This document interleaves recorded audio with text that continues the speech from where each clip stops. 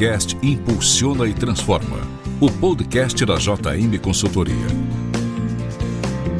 Agora no podcast Impulsiona e Transforma, pergunte ao Jarbas. Bom dia, boa tarde, boa noite. Bem-vindos a mais um podcast Impulsiona e Transforma, o podcast da JM Consultoria. Hoje estou aqui novamente com o Jarbas para responder algumas perguntas que vocês nos enviaram. Olá, Jarbas, tudo bem? Tudo bem. Quer mandar a sua pergunta? Nos responda aqui direto que selecionaremos algumas para responder no nosso próximo podcast.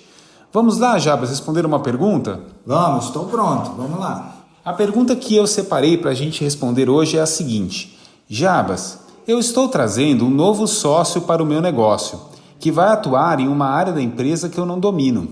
Qual é a melhor forma de remunerá-lo? Apenas nos lucros? Então, Rafa, essa é uma pergunta bem interessante. Eu noto no meu dia a dia aqui na consultoria que existe uma confusão tremenda em relação a esse assunto. Ainda mais que ele junta a história do Prolabore, a história da contabilidade, a história da retirada. Então, eu preciso ir por etapas para responder essa pergunta, tá bom? Vamos lá. Primeira etapa, né? Se o sócio vai receber Prolabore da empresa, ou seja, salário da empresa, é para o sócio que está dentro da empresa desenvolvendo uma função, uma tarefa, e por isso ele traz contribuições para o dia a dia da empresa. Então, como que se dá essa remuneração?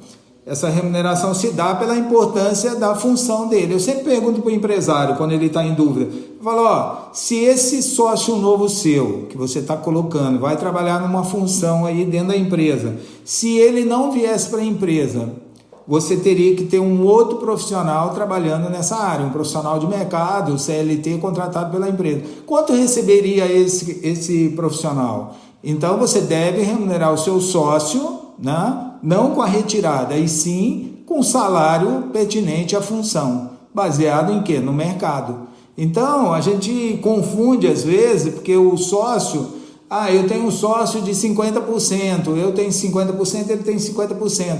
Nós dois temos que ter a mesma retirada? Não. Vamos separar os assuntos. Se os dois trabalham na empresa, eles devem ter um salário, que a empresa remunera eles, baseado na função que eles desempenham na empresa.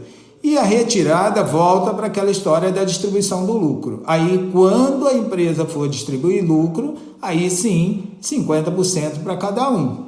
Esse seria o melhor conceito. Se o sócio seu não trabalha na empresa, é um sócio investidor, ele colocou capital na empresa, mas ele não está no dia a dia da empresa, ele recebe a distribuição de lucro no período que a empresa apurar o lucro. Então, é essa separação que nós temos que fazer no dia a dia. Existe muita confusão em relação a isso. Mas por que eu faço sempre essa discussão? Porque o salário de um profissional dentro da empresa, ele vem lá antes do lucro bruto operacional e ele tem que ser remunerado por quem? Pelo cliente, pelo produto ou pelo serviço que sua empresa está oferecendo. O lucro é advendo do resultado geral da empresa.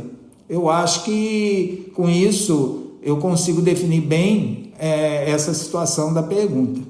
Legal, muito bom. Pessoal, obrigado pelas perguntas enviadas. A gente volta com mais no próximo podcast. Obrigado, Jarbas. Obrigado a todos e até um próximo encontro. Você ouviu mais um podcast Impulsiona e Transforma. Obrigado, até qualquer hora.